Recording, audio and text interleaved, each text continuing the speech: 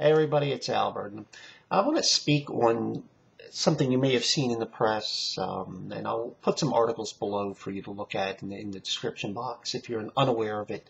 And that has to do with these lead codices, allegedly perhaps revealing the first century finds about Jesus or something like that. They're Jewish in origin, and well, I'll call them this year's Easter surprise. There's always an Easter surprise every year, almost without, and every year something like this will pop up. Sometimes, like this one, appears to be pro-Christian side. Many years it's going the other way. Generally, within a year or two, for the most part, ends up being a lot of hot air, and I will almost, call this Albert's law, which is basically the reliability of finds about the historical Jesus is inversely proportional to the proximity of its announcement to the date of Easter. That basically the closer it is to the date of Easter, the less reliable it probably is because it's merely announced to whip up a frenzy, a press frenzy, and get lots of coverage and sell books or whatever. Examples of this abound. You may remember on the against Christian side things like the lost tomb of Jesus or the lost gospel of Judas. Now, not that these were not actual finds, but they actually had the lost tomb of Jesus was just some guy named Yeshua, of which there were like thousands.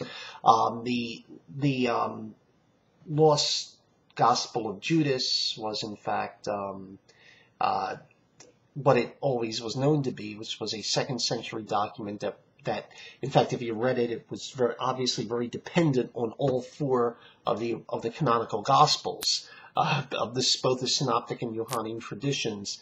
It drew from both of them, so obviously it was a much later document. In fact, almost was a parody of the four canonical Gospels. And as other scholars such as April DeConnick have pointed out, the initial version of it that got all the publicity was actually mistranslated, and many of the more sensational things about it, in fact, when it's translated correctly, just fall by the wayside. So there's so much for that. On the pro-Christian side, you might call it, some of you may remember the James Ossuary or the Magdalene Papyrus and all the hoopla about that, which is why when you come up every year there's an Easter surprise, I just sort of, yeah, we'll see. And that's what I advise people to take the attitude of we'll see, because a number of things. One is nobody has read any of this. Nobody's actually gone through the documents and translated what's there. And there are the other problem is every article I read, the story is, some key part of the story is different. Now, that may be the reporter's fault. In a lot of cases, you're getting reporters who just are ignorant on the subject. For example, one of the Daily Mail articles says these documents appear to be written in Phoenician. Because they looking at this alphabet. What they don't realize is that Hebrew originally was not written in the script that we're familiar with, which is more of an Aramaic thing. It was originally written in a script that was very much like that region of the world's earlier, what you call Paleo-Hebrew, which comes from the same tradition as Phoenician, into a form of what they sometimes linguists will call Proto-Canaanite. So this actually is probably the earlier form of the Hebrew script, which was still in use, by the way. There's things from the Bar Kokhba period as late as that are still written in the Paleo-Hebrew. So both scripts were used in the first century, although the more common one was becoming the dominant one at that period. So this argument just, I mean, that sort of gives an illustration of the sort of ignorance of what, when you're dealing with reporters who really don't know the subject at all. And of course, there's the possibility, as has happened in many cases with many of these things, that it's a really well done forgery, and that cannot be ruled out. And certainly, you're not going to know that for months and months and months. But first thing people have to do is actually, examine this, if there's something there, if it's tested, if it's real, translated, etc. And there's questions that have been raised about it, and you'll have to read all the stuff below that I'll point you to. There's a number of articles I'll point you to, as well as some posts from Larry Hurtado's blog. And I would follow the links that he gives, because he goes to some articles that are really interesting. He's one of the leading New Testament and scholars. So there's lots going on here that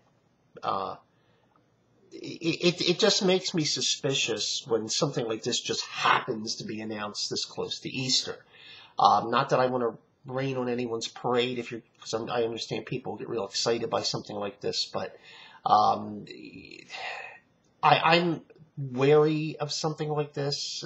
This, as I said, you have the whole Easter surprise thing happening, and I get the feeling there's a book coming out of this somewhere, or something, or maybe something on the History Channel, and some sort of sensationalism.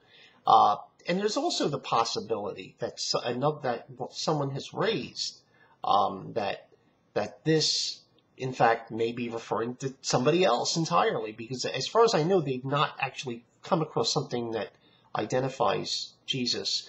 There's one of the articles that says that there's a picture saying that this person is the savior of the Jews, which could refer to Jesus, and if his followers would see him that way, but it could also refer to others. For example, Simon Bar Kokhba. What if this is something from the Bar Kokhba revolt? Assuming it's real, what if it's that? Now they'll point to things like the crucifixion. There's a depiction of what appears to be a depiction of a crucifixion. Okay, but think about it for a moment. The Romans crucified lots of people. It wasn't just like 3 guys on a one-shot deal.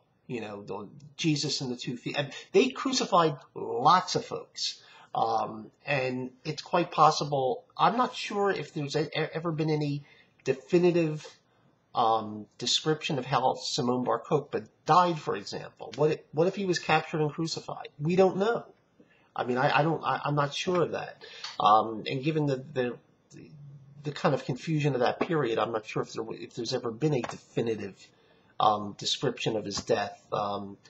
So this may have something to do with that. So, like I'm saying, until it gets thoroughly examined, to first make sure it is genuine and not a forgery, because it was not found in situ, but also to make sure that this whole thing isn't just talking about Simon Bar Kokhba or somebody else, or in fact that what if this is even if it's about Jesus, it's in codices, which from what we gather, from what we understand, actually comes later than the 1st century, or at least, from the first going into the 2nd century.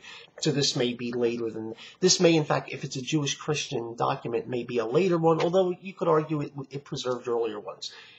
What I'm saying is, don't just run out making videos saying, "Oh, they found," no, not.